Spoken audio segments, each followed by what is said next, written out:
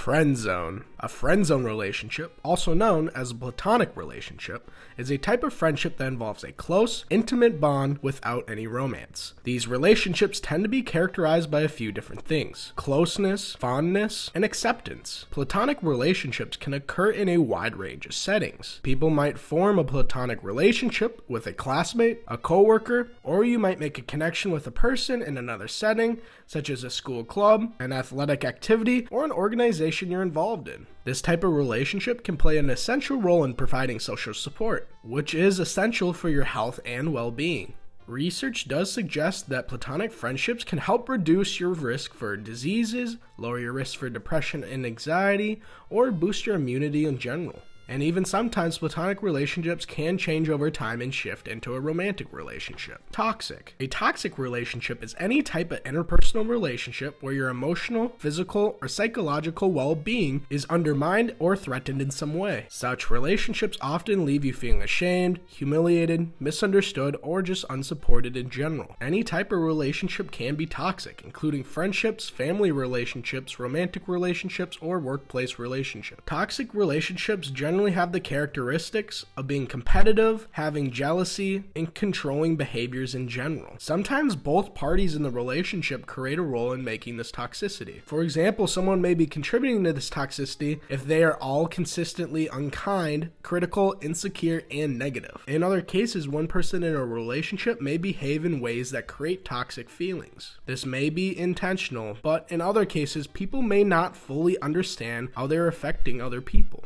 This may be because of past experiences in relationships, it could have been the way they learned growing up, and they just may not know any other way of communicating or acting in a relationship setting. This doesn't just create discontent. Toxic relationships can take a serious toll on your health. Feeling isolated and misunderstood in a relationship can also lead to loneliness, which is shown to have detrimental effects on both physical and mental health. Toxic relationships can be stressful, harmful, and even abusive. Toxic relationships can best be avoided by creating strong boundaries to protect oneself. Romantic relationships can best be characterized by feelings of love and attraction for another person. While romantic love can vary, it often involves feelings of infatuation, intimacy, and commitment. Romantic relationships tend to change over time. At the start of a relationship, people typically experience stronger feelings of passion. During this initial infatuation period, the brain releases specific neurotransmitters like dopamine, oxytocin, and serotonin that causes people to feel euphoric and hence in love. Over time, these feelings start to lessen in their intensity, and as the relationship matures, people develop deeper levels of emotional intimacy and understanding rather than just physical intimacy. Codependent. A codependent relationship is usually an imbalanced, dysfunctional type of relationship in which a partner has an emotional, physical, and mental reliance on another person.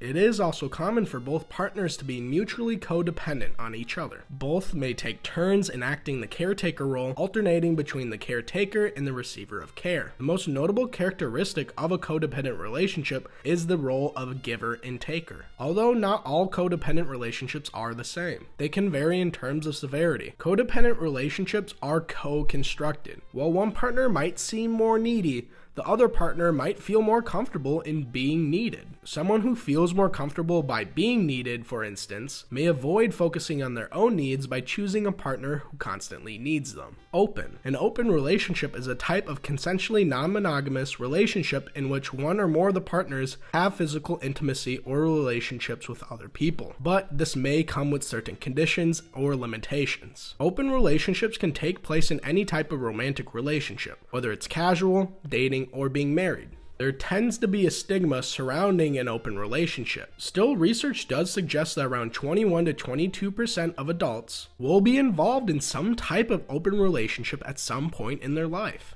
The likelihood of engaging in an open relationship also depends on your gender. Men reported having higher numbers of open relationships compared to women. However, people who identify as gay, lesbian, or bisexual, relative to those who are straight, were more likely to report previous engagement in open relationships. Open relationships can have benefits, including increased sexual freedom, and it also does have pitfalls such as jealousy and emotional pain.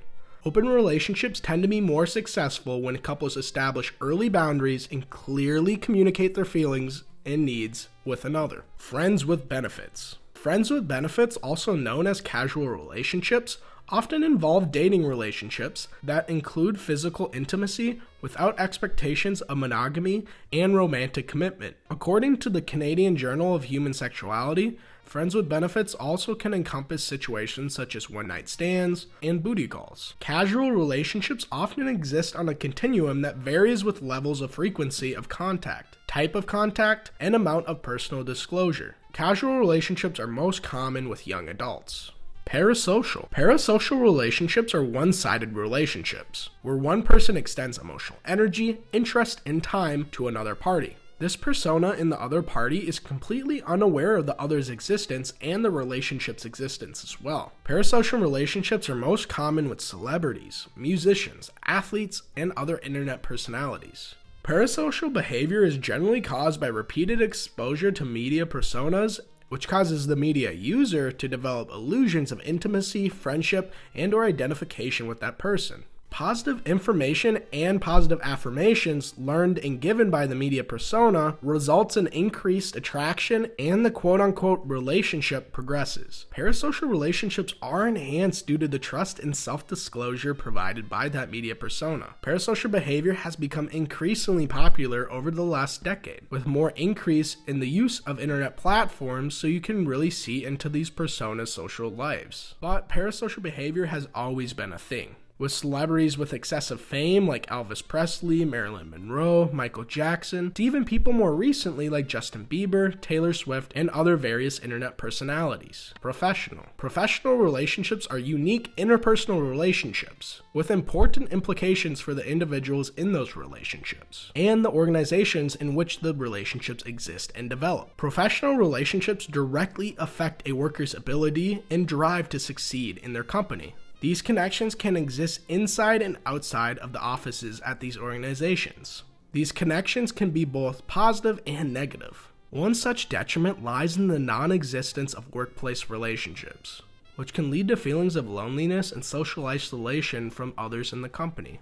Professional relationships are not limited to just friendships, but they also include romantic relationships. A line can really be blurred from a colleague to a partner, which usually ends poorly for whoever's involved, resulting in termination or social isolation from either or both of the parties involved.